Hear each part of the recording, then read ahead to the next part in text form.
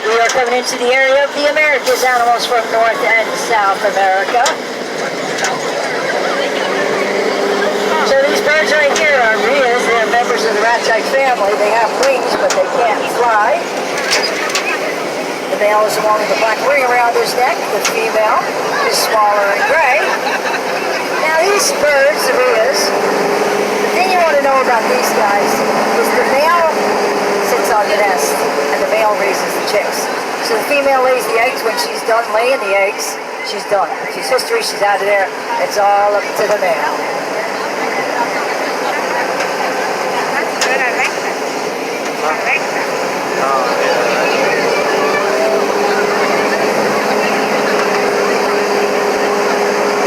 Alright, coming up on your right-hand side in the water. Nice day to cool off, but they do it all the time, so it doesn't matter. These are our Roosevelt elk. Now, Roosevelt elk, named for Teddy Roosevelt. He was our biggest conservation president. He created the Olympus National Park to protect these guys. Now, these guys are the males. There's one female in there. These guys are males. Males are the ones that get those antlers. They get the fuzz. That's actually velvet. All right, these guys right here, these are the fallow deer. Now, fallow deer were originated in Europe and introduced into the United States as game animal. Now, these guys keep their spots all their lives, unlike the white-tailed deer. The white-tailed deer loses their spots after a few years. Those guys, like the elk, only the males will get the antlers. Now, their antlers are a little bit different than elk antlers. Elk antlers are more like a branch with spikes, and fallow deer are more shovel-shaped, and the end of it is in the shape of your palm, and it's kind of flat. I just saw a bear. So it's a full cycle for the deer and the elk. So they grow their antlers in with this velvet. When the antlers are full grown, they shed the velvet. And then at the end of the year, after they have their mating season, then they will shed those antlers. And then the next year, they'll start all over again. That's actually why we have fences around the trees. That actually helps protect the trees. Because when they shed that velvet, they rub up against the trees. We are coming into Africa, home of some of our larger other animals. And for you, the easiest transcontinental travel you've ever made between America and Africa. This guy right here, this is a male ostrich. Males are black, females are gray. Right, we're going to see ostriches all over. Right. The largest land animal in the world, 7 tons, 14,000 pounds, 12 feet tall, and I have a nickname for them. I call them our Golden Girls, because they're all over 50 years old.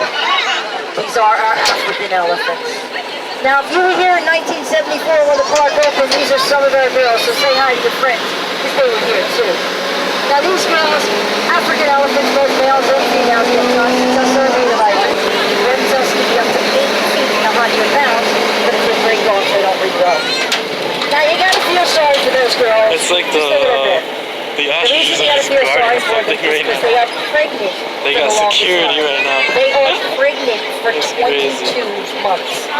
And when they give birth to a 3-foot, 200-pound plus baby.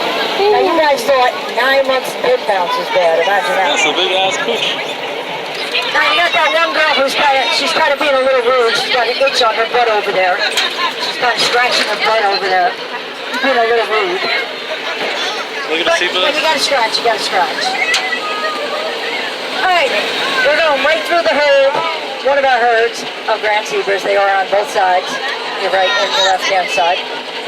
Now, these girls are only pregnant for about 12 months at a time.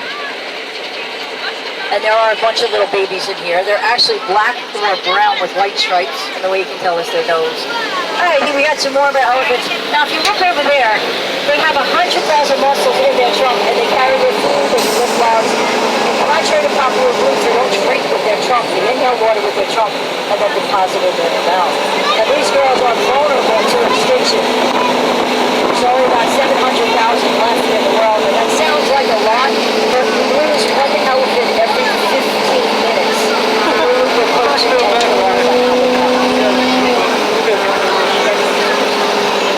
Oh my god, look at all that shit. Look at that. They're making piles of that shit too. Back to our zebra. They are members of the equine family, but they are not a domesticated animal. They rear up, they kick And they bite. They're more like donkeys than they are horses.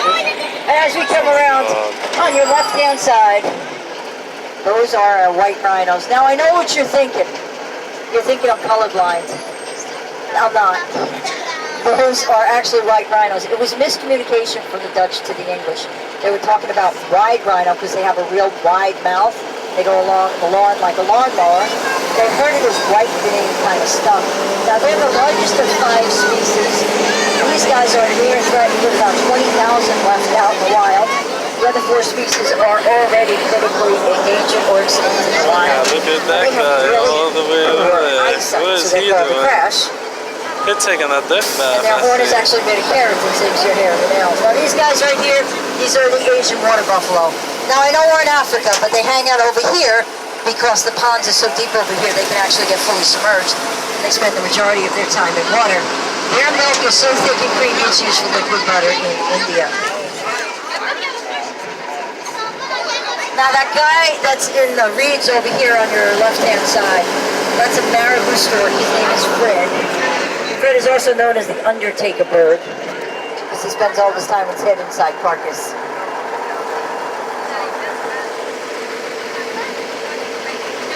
Now here is just spoiled. The wardens just bring his food out on cafeteria tray.